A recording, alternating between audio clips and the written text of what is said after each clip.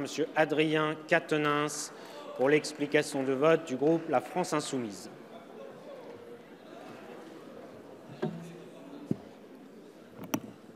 Merci, Monsieur le Président, Madame la Ministre.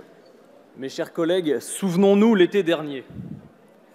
Vous posiez le premier acte du scénario, les ordonnances travail. Elles furent le point culminant d'une opération de déconstruction d'un document patiemment établi, le Code du travail. Et vous appeliez cela le renforcement du dialogue social. Il faut bien dire qu'à part quelques fausses notes qui agressent les tympans, comme ceux qui ne sont rien, les fainéants, trop de pognon pour les aides sociales et j'en passe, il faut bien le reconnaître, ça sonne toujours bien du Macron. Ici, nous sommes sur le point de voter un projet de loi qui porte le titre tout aussi agréable de « Pour la liberté de choisir son avenir professionnel ». Et là où les ordonnances devaient être le volet flexibilité, ce projet de loi devrait être le volet sécurité. Nous devons bien reconnaître que malgré vos explications, nous avons de la peine à mesurer ces avancées en termes de sécurité pour les travailleurs. Une nouvelle fois ici, entre vous et nous, ce sont bien deux conceptions de l'organisation du travail dans notre pays qui se confrontent. Vous pensez que la formation professionnelle est la clé de la lutte contre le chômage. Nous pensons qu'elle n'est pas cette solution miracle et que la relance de l'emploi pérenne dans notre pays repose sur la nécessité de la relance de l'activité. Vous pensez que la formation professionnelle doit permettre aux travailleurs de s'adapter à l'économie et au marché du travail. Nous pensons que la formation professionnelle doit permettre à l'économie de s'adapter aux besoins humains. Vous pensez que la collectivité doit permettre aux salariés de se former eux-mêmes pour faire face aux aléas de l'économie et que la formation doit d'abord être liée à l'adaptabilité et à la productivité des travailleurs. Nous pensons que le droit à la formation est d'abord un dû par les entreprises, qu'elles en sont responsables et que ce droit est aussi celui de changer de vie. Pour vous, la formation des apprentis doit se rapprocher des entreprises et correspondre à leurs besoins. La réglementation du travail des apprentis doit être assouplie et l'orientation professionnelle doit être, comme vous dites, au plus près du terrain. Pour nous, la formation des jeunes est une compétence nationale et elle doit le rester pour que les qualifications aient une valeur et que les travailleurs puissent les faire valoir.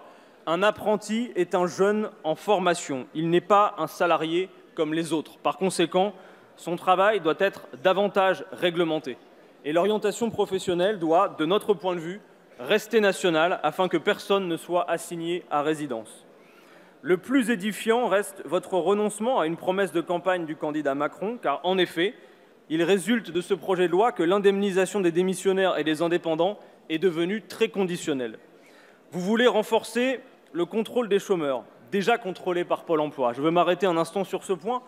Selon Pôle emploi, 86% des chômeurs contrôlés étaient en recherche active. Les 14% restants, la moitié d'entre eux ne sont même pas indemnisés.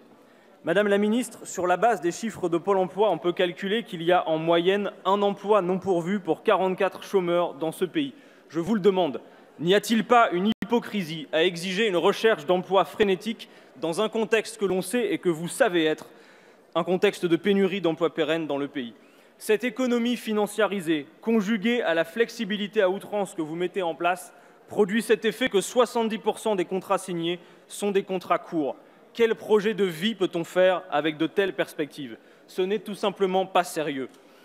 Il y aurait un problème de fraude aux allocations chômage, nous dites-vous, mais vous ne pouvez pas le soutenir quand on sait les montants qui sont en cause comparativement à ceux de la fraude aux cotisations patronales, et je ne parle même pas ici du recouvrement.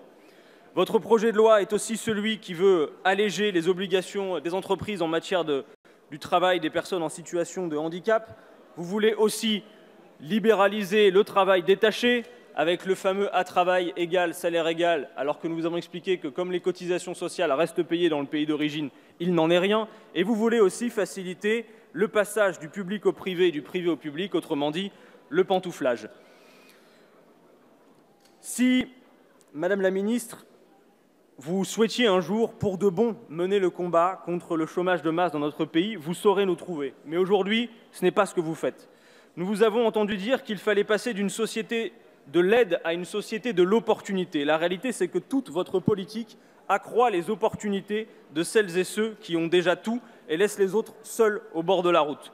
Confiez-nous les commandes un court instant, partagez le temps de travail, relancez l'activité avec la planification écologique, rompez avec le libre-échange. En attendant, vous êtes condamnés à envoyer les chômeurs en formation pour les voir disparaître des statistiques et pouvoir dire que votre politique est efficace et pragmatique. La vérité, c'est qu'elle n'est ni l'un ni l'autre.